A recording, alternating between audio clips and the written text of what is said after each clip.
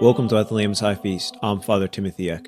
This week we celebrate the fourth week of Ordinary Time on February 1st, 2026.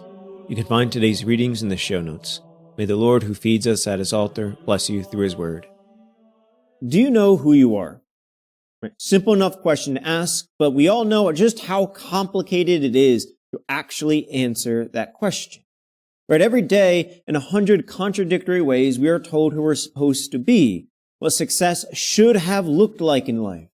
And for many of us, the coulda, shoulda, wouldas feel like this great weight pressing, bearing down upon us. Against this burden, our Lord speaks to us today a very different message. Psalm 139 says, "Lord, you have probed me and you know me." It does not only know us after we've made it, after we've figured out the coulda, shoulda, wouldas, after we've done all what we should have done, that we think we could have done, but before a word is on your tongue, before a single day of your life has unfolded, he knows you. There's nowhere you can end up, no frustration, fatigue, or disappointment where God is not already present. No darkness so dark that hides you from him.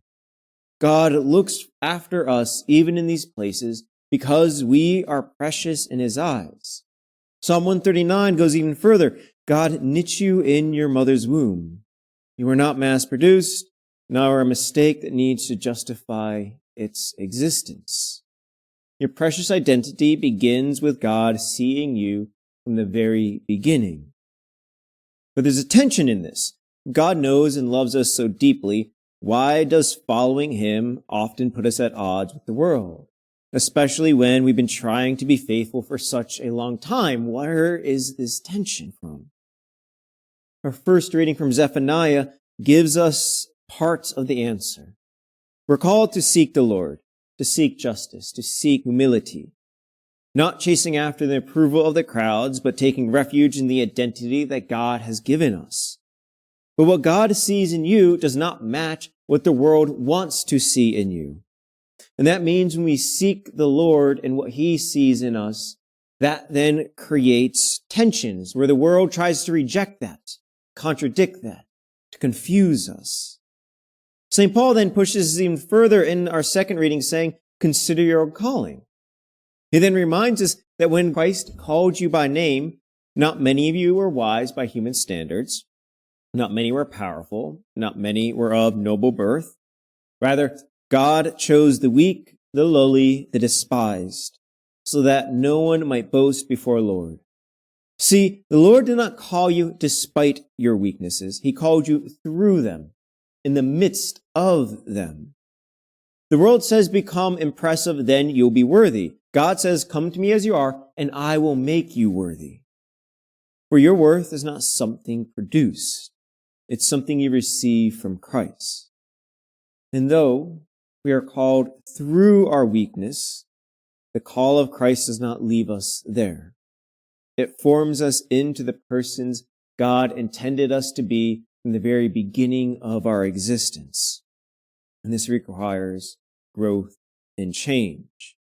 And inevitably, when you try to do so, the question arises, am I even going in the right direction?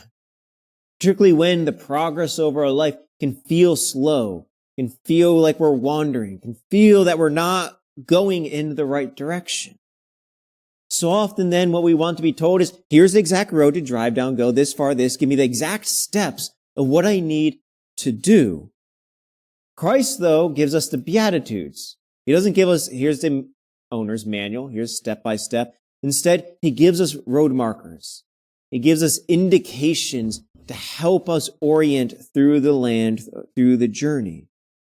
They help us to ask, the Beatitudes, am I really seeking after the Lord? For example, am I poor in spirit?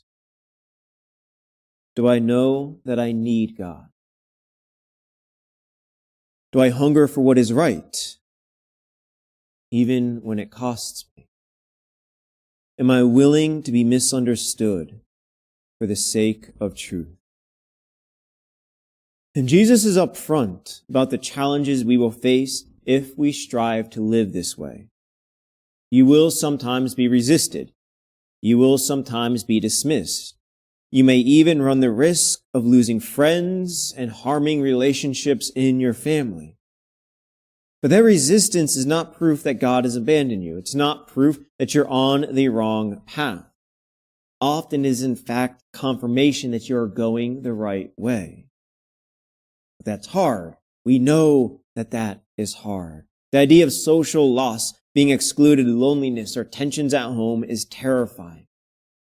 And it's precisely for this reason why none of this is meant to be lived alone. God does not preserve isolated heroes. He preserves a people, a holy remnant, because we need companions.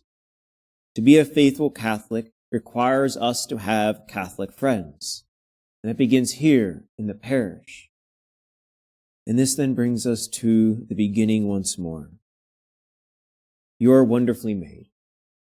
Not because you are impressive in the eyes of the world, nor because you have everything figured out, but because God knows you. He calls you. He loves you. He blesses you.